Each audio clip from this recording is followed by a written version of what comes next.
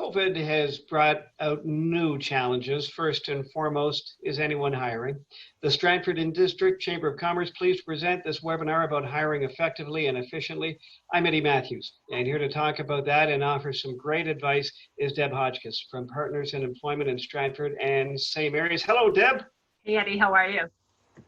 I'm terrific. Thank you so much for joining us. And I would imagine if you are trying to create a new resume or you're looking, or perhaps you're a job provider, Partners in Employment would be a great place to start and try to find something, at least get your path on the right foot.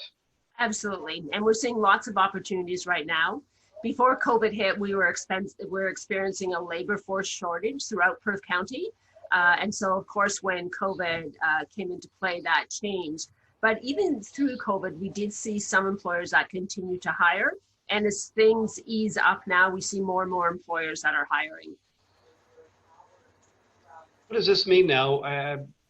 When the companies that are still operating, I know that some are hiring. The tough question is, how can we find out who's hiring right now? How do we go about finding that? Because that's got to be a difficult thing, trying to get through all the weeds, I guess. Sure. And connecting with us, we have access to a lot of that information. We check all the job boards regularly, as well as we have employers that contact us directly.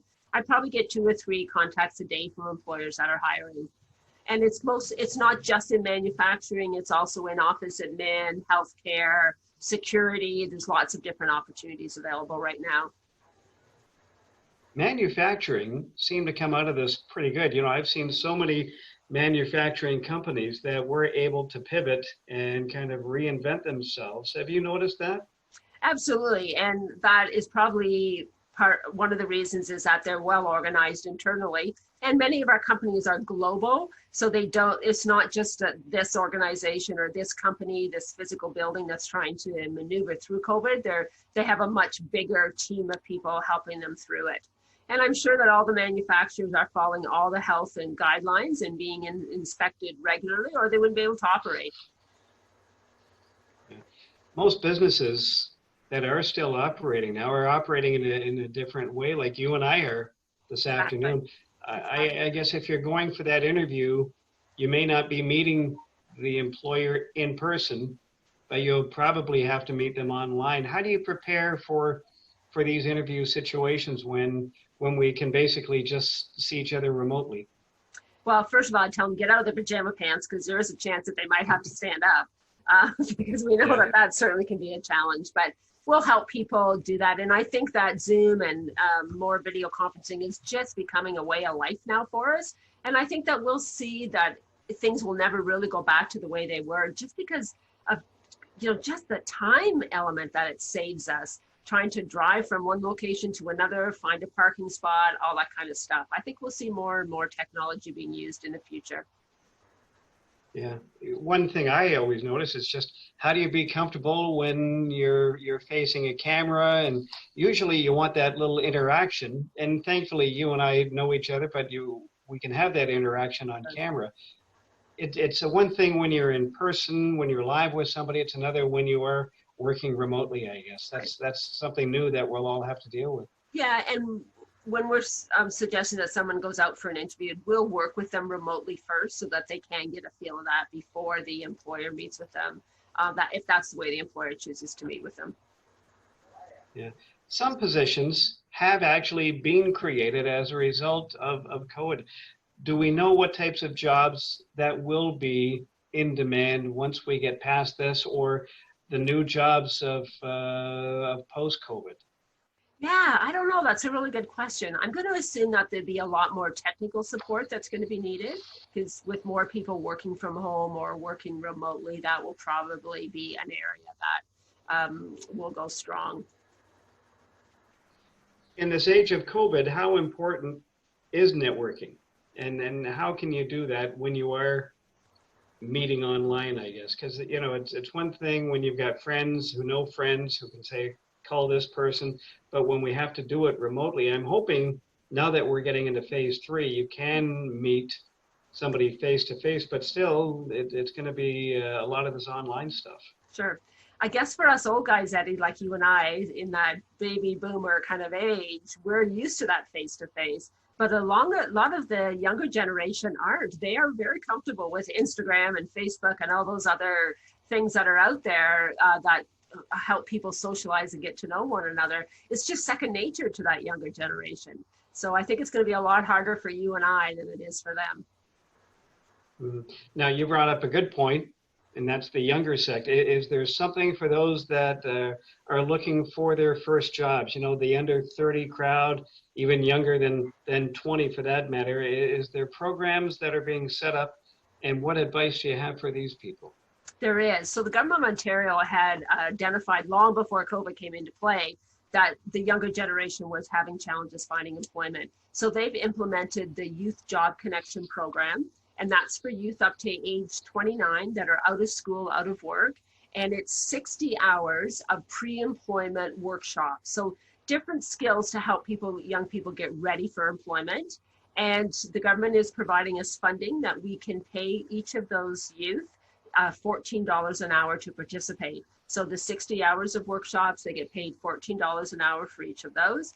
And then at the end of the 60 hours, we'll help them connect with employers, and we'll offer the employers a placement incentive or some money to help teach that young person on the job.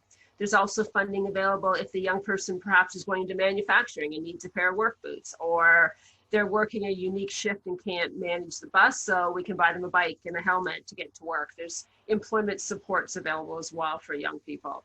So it's a great opportunity. And right now we are doing all of those workshops online. So if an individual is interested, connect with us. If you don't have technology, we will lend it to you.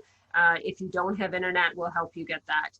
But we'll design the program around the group of youth. We won't work just with one youth at a time. We're probably going to work with 5 or 6 so that they can get used and comfortable working together with one another. This may help out with transportation. You and I both know about the transportation needs that we have, Stratford to St. Mary's, Stratford to Mitchell. And if you can work from home, that might help out for those who are living out of town that wouldn't be able to get to Stratford in the first place. Absolutely, absolutely, for sure. Before we let you go, if we do have questions and we want to find out more about the youth job program that you mentioned, or working with the resumes, helping to update a resume, how do we get a hold of you now? Just give us a call. So if you want to call our Stratford number, it's 519-272-1946. And most times that will come directly to my line, and I can help get you directed wherever you need to go. Or in St. Mary's, it's 519-284-0112. And in Listowel, it's 519-291-2726. Eddie, I did want to tell... You're actually... Sorry, go ahead. Go ahead. No, my apologies. Go ahead. No, I did want to tell the people in your area about the Canada-Ontario Job Grant. So again, this was money that was available pre-COVID, that both the Government of Canada and the Government of Ontario worked together to put together a fund for employers to give training to their new employees or existing employees. So if they had an employee that they wanted to upgrade, this fund will pay for a large percentage of the tuition that the individual would have to pay. So it's a great opportunity. Prior to COVID, employers weren't really accessing it because they didn't have the ability to free up their staff to go to the training, but now employers may have that opportunity. So we have about $100,000 in Perth County that we can give to employers to train and to pay for that tuition for their existing or new employees. Outside of the festival, have you seen any stats about how Perth County has come through COVID so far? No, I haven't. It's still pretty early to give those stats, but I'm sure the 4 County Training Board will give those out to us as soon as I have them available. Yeah, and I got to ask you, you know, that's not a made-up background. I can really see Revival House. You're working in the office today, and because that. There we go. Golf bags for your golf tournament. Thank you. So that's what I needed to ask too, is the staff at Partners in Employment working remotely, or if we do come to the office, in fact, that's another question too. Can we come live in person to the office, or should we do it remotely? At this point, if you make an appointment and you want to see us face to face, we'll make that happen. If you're more comfortable talking to us on the phone or video chat, we'll also make that possible.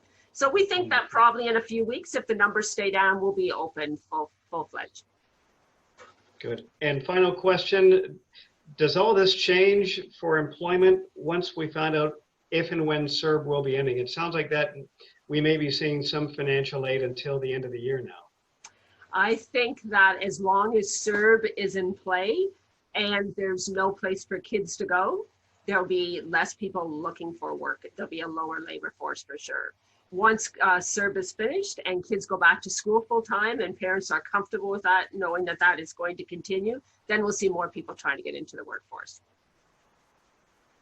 Deb, it's always a pleasure to talk to you. You always have some great advice, and we will talk again soon. And anything coming up, folks, please get a hold of Deb Hotchkiss and her great staff in Stratford and also St. Mary's. Thank you, Deb. Thanks, Eddie. Take care. Deb Hotchkiss from Partners in Employment, and I'm Eddie Matthews for the Stratford and District Chamber of Commerce.